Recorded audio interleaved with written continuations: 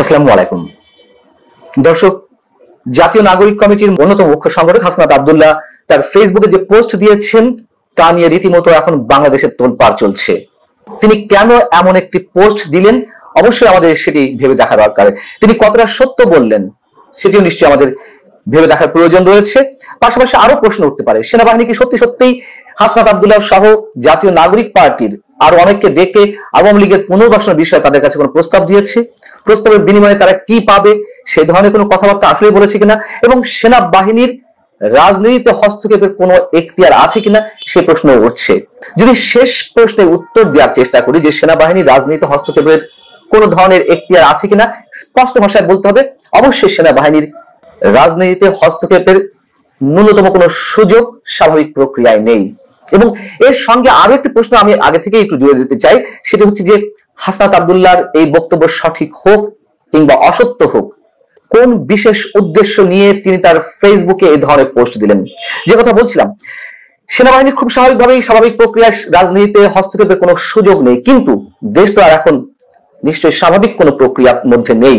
গত 5 আগস্ট যখন রাজনৈতিক পট পরিবর্তনটি ঘটলো, শেখ হাসিনা দেশ ত্যাগ করলেন, তখন যে লাখো কোটি মানুষ রাজপথে নেমে এসেছিল ভয়ঙ্কর একটা পরিস্থিতির মধ্যে, সেনাবাহিনীর প্রধান যখন তিনি সব দায় দায়িত্ব নিজের কাছে তুলে নিলেন এবং দেশকে গণতান্ত্রিক একটি প্রক্রিয়া উত্তরণের জন্য তিনি তার যথাসাধ্য চেষ্টা চালিয়ে যেতে চাচ্ছেন, সেই মুহূর্তে হাসনাত আব্দুল্লাহর এই বক্তব্য আমি প্রথমে বলেছি যদি সঠিক ধরেও নিই, কেন এই মুহূর্তে এইভাবে এটি প্রকাশ করা হলো? হাসনাত আব্দুল্লাহরা বা জাতীয় নাগরিক পার্টি কোনোভাবে নির্বাচন চায় না, এটি আমরা জানি, মানে খুব দ্রুত গতিতে নির্বাচন চায় না। এবং তারা এর পিছনে যে অজুহাতটি দাঁড় করিয়েছে যে আওয়ামী লীগকে নিষিদ্ধ করতে হবে, আওয়ামী লীগকে নিষিদ্ধ করতে হবে এটি কেউ চায় না। অবশ্যই আমরা চাই আওয়ামী লীগের যেসব নেতা কর্মী বা আওয়ামী সরকারের যেসব মন্ত্রী বা আওয়ামী সংসদ সদস্য ছিলেন তারা যে অপকর্মগুলো করেছেন, গুম খুন থেকে শুরু করে দুর্নীতির নানান অভিযোগ তাদের বিরুদ্ধে, অবশ্যই আমরা তাদের প্রত্যেকের বিচার চাই।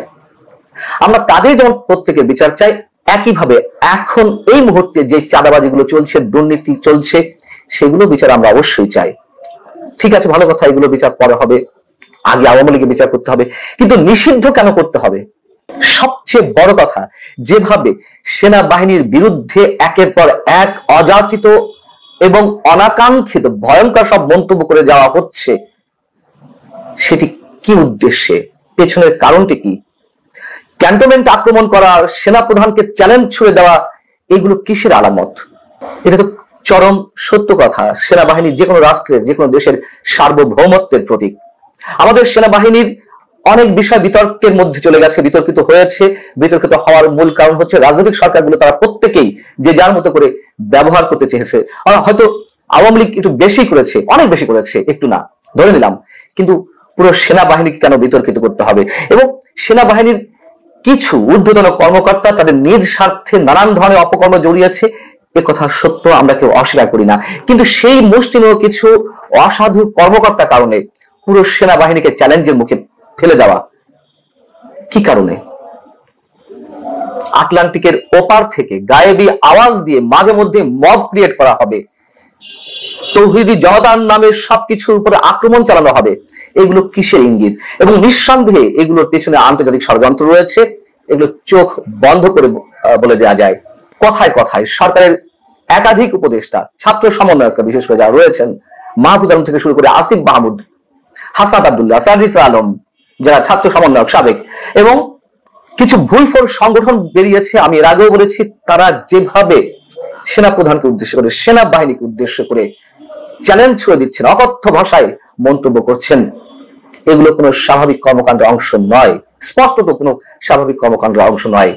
তাহলে সেই সার্বভৌমত্বের প্রতীক দেশপ্রেমিক সেনাবাহিনী, আমি আগে বলেছি বিতর্কিত কর্মকাণ্ড তাদের অবশ্যই কারো কারো রয়েছে, কিন্তু এটি তো চরম সত্য কথা, এখনো এদেশের মানুষের আস্থা বিশ্বাস সেনাবাহিনীর উপরে রয়েছে।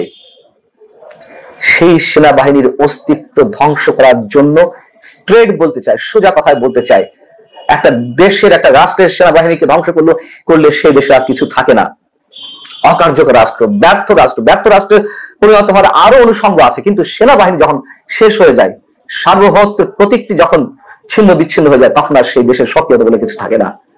অতএব সেই ম্যাটিকুলাস ডিজাইনে সেনাবাহিনীকে এইভাবে চ্যালেঞ্জের মুখে ছুড়ে ফেলা হচ্ছে। সেনাপ্রধান থাকবে, সেনাবাহিনী থাকবে নাকি কারা থাকবে, এই ধরনের উদ্দেশ্য প্রণোদিত স্পষ্ট ভয়ঙ্কর কথাবার্তা আমাদের সামনে তুলে আনা হচ্ছে। বৈষম্য বিরোধী ছাত্র আন্দোলন কিংবা জাতীয় নাগরিক পার্টি নাকি একটি বৈঠক ছিল শুক্রবার সন্ধ্যায়, এবং তারা সেখানে যে সিদ্ধান্ত নিয়েছে যে তারা বলছে না আমরা আওয়ামী লীগ নিষিদ্ধ চাই না, তবে বিচার প্রক্রিয়াটি ত্বরান্বিত হোক। আমরাও চাই বিচার প্রক্রিয়াটি ত্বরান্বিত হোক, কিন্তু তাদের কথা হচ্ছে বিচার প্রক্রিয়া চলাকালীন সময় পর্যন্ত, শেষ না হওয়া পর্যন্ত আওয়ামী লীগের কোনো অ্যাক্টিভিটিস থাকবে না। কেন, কি উদ্দেশ্যে? কোনো ব্যক্তি কোনো ভয়ঙ্কর অপরাধ করলেও প্রমাণিত না হওয়া পর্যন্ত তিনি কি শাস্তি ভোগ করবেন? কোন আইনের আওতায়, কোন নৈতিক ভিত্তিতে তারা এই দাবি তুলছে?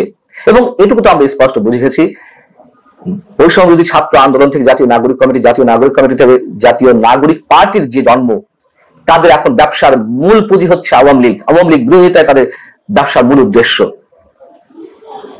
আসিফ মাহমুদ কিভাবে ডক্টর মোহাম্মদ ইউনূস এবং সেনা প্রধানকে মুখোমুখি দাঁড় করিয়ে দিচ্ছেন স্পষ্ট ভাবে।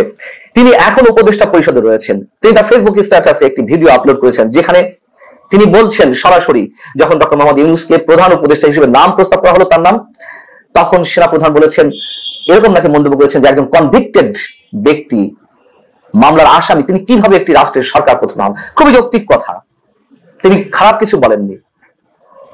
এবং শেষমেশ যখন ডক্টর মোহাম্মদ ইউনূসি প্রধান উপদেষ্টা হবেন এরকম একটি সিদ্ধান্ত চূড়ান্ত হলো, তখন নাকি আমাদের সেনা প্রধান মন্তব্য করেছিলেন যে বুকে অনেক বড় পাথর বেঁধে সিদ্ধান্তটি মেনে নিচ্ছি।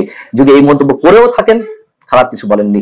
আমাদের মনে রাখতে হবে, সেনা প্রধান জেনারেল ওয়াকারুজ্জামান 5 আগস্টে সব ধরনের দায় দায়িত্ব তুলে নিয়েছিলেন নিজের কাঁধে। এই জন্যই আমরা জানি বর্তমান অন্তর্বর্তী সরকারের সঙ্গে প্রত্যক্ষ বা পরোক্ষভাবে সেনাবাহিনী রাষ্ট্র পরিচালনার কাজে নিযুক্ত আছে, এবং দেশে একটি সুষ্ঠু, স্বাভাবিক, অবাধ, নিরপেক্ষ নির্বাচন অনুষ্ঠানের জন্য, দেশকে একটি গণতান্ত্রিক প্রক্রিয়া নেওয়ার জন্য তিনিও যথাসাধ্য চেষ্টা করছেন। তিনি বিভিন্ন সময় মানুষের পাশ বুঝে কথা বলছেন, সেগুলোই এখন সাবেক ছাত্র সমন্বয়কদের জন্য কাল হয়ে উঠেছে। এবং সবচেয়ে বড় কথা হচ্ছে, সেনা প্রধান কোনো বিষয় না, সেনাবাহিনীকে নিরস্ত্র করতে হবে, সেনাবাহিনীকে ধ্বংস করতে হবে, তাহলে এই দেশকে যা ইচ্ছা তেমন ব্যবহার করা যাবে, জঙ্গি রাষ্ট্র কায়েম করার সুযোগ খুব বেশি পাওয়া যাবে। সে উদ্দেশ্যে এগুলো করা হচ্ছে। স্পষ্টভাবে আমরা বলে দিতে চাই, যে অবস্থা আমরা পৌঁছেছি, সেনাবাহিনী আমরা মনে করি অনেক ধৈর্যের পরিচয় দিচ্ছে, এবং এর পিছনে যে আন্তর্জাতিক শক্তি রয়েছে সেটি স্পষ্ট। পাকিস্তানের ISI থেকে শুরু করে তুরস্কের অনেক ধরনের হাত রয়েছে, আমেরিকার ডিপ স্টেট নিয়ে যারা খেলে তাদের হাত রয়েছে স্পষ্টভাবে। চীনের একটি অংশ থাকতে পারে। ভারতের আগ্রাসন আমরা মেনে নিতে পারি না, ভারতের আধিপত্যবাদের বিরুদ্ধে আমরা সবসময় কথা বলে যাচ্ছি, অবশ্যই বলবো। তাদের দাদাগিরি সুলভ আচরণ আমরা মানতে চাই না, কিন্তু পাশাপাশি এটাও সত্য কথা, অন্য কারোর দাদাগিরি, 71-এ যারা আমাদের চরম শত্রু ছিল, তাদের দাদাগিরিও আমরা কোনোভাবে মেনে নিতে চাই না। এবং ইন্টারন্যাশনাল ক্রাইসিস গ্রুপের প্রতিনিধিরা, আপনারা জানেন যে ইন্টারন্যাশনাল ক্রাইসিস গ্রুপের তাদের বেস কতখানি, সারা বিশ্বের বিভিন্ন দেশের সাবেক সরকার প্রধান বা রাষ্ট্রপ্রধান, বুদ্ধিজীবী, রাষ্ট্রবিজ্ঞানী, তারা সবাই এই সংস্থাটিতে কাজ করে। অলাভজনক একটি প্রতিষ্ঠান। তারা তাদের একটি প্রতিনিধি দল বাংলাদেশে এসেছে, এবং সেনাপ্রধান আমাদের প্রধান উপদেষ্টার সঙ্গে গত 2-3 দিন আগে যে সাক্ষাৎ করলেন, তারপর তাদের মধ্যে বিভিন্ন ধরনের কথাবার্তা হয়েছে। খুব দ্রুত নির্বাচন দিতে হবে, এটাও সম্ভবত আমাদের প্রধান উপদেষ্টা ফিল করছে। সেখান থেকে তিনি বলেছেন ইন্টারন্যাশনাল ক্রাইসিস গ্রুপের কাছে যে নির্বাচন খুব কম সমস্যার মধ্যে দিয়ে এই বছরের মধ্যে হতে পারে, আর আওয়ামী লীগ নিষিদ্ধ হচ্ছে না। সেইখান থেকেই সেই রাতে হাসনাত আব্দুল্লাহ এই ধরনের একটি পোস্ট দিলেন। আর সবচেয়ে বড় কথা হচ্ছে, হাসনাত আব্দুল্লাহ সহ আরো 2-1জনকে যে ডেকে নিয়ে যাওয়া হয়েছিল ক্যান্টনমেন্টে, প্রশ্ন তো এটাও জাগে যে হাসনাত আব্দুল্লাহকে জাতীয় নাগরিক কমিটির, জাতীয় নাগরিক পার্টির প্রধান তো তিনি নন, সেখানে তো আহ্বায়ক রয়েছেন নাহিদ ইসলাম, কেন তিনি নন? কেন তাকে ডাকা হয়নি? শুধু হাসনাত আব্দুল্লাহ বা তার মতো আরো 2-1জন কেন ডাকা হলো? এই প্রশ্নের উত্তর হাসনাত আব্দুল্লাহকে দিতে হবে। এবং জাতীয় নাগরিক পার্টির সন্ধ্যায় যে সিদ্ধান্তটি জানিয়েছে গণমাধ্যমকে, আরেকটি সিদ্ধান্ত যে হাসনাত আব্দুল্লাহর বক্তব্য জাতীয় নাগরিক পার্টি নেবে না, এটা তার ব্যক্তিগত মতামত। এইভাবে এক একজন ব্যক্তিগত মতামত দিয়ে বিশৃঙ্খলা সৃষ্টি করছে, মব ক্রিয়েট করছে, আর কথায় কথা বলা হবে এর দায় দায়িত্ব আমাদের নয়। জাতীয় পার্টি কার্যালয় ভাঙচুর করা হলো, আগুন জ্বালিয়ে দেওয়া হলো, বঙ্গবন্ধু 32 নম্বর বাড়ি ভেঙে বুলডোজার দিয়ে গুড়িয়ে দেওয়া হলো, আর প্রত্যেকবারই বলা হচ্ছে যে এগুলো যার যার ব্যক্তিগত মন্তব্য, আর ব্যক্তিগত মন্তব্যের মধ্যে দিয়ে মব ক্রিয়েট করে সারা বাংলাদেশে একটা অস্থিরতা সৃষ্টি করা হচ্ছে, নৈরাজ্য সৃষ্টি করা হচ্ছে, আর আপনারা দায়িত্ব নেবেন না, তা তো হতে পারে না।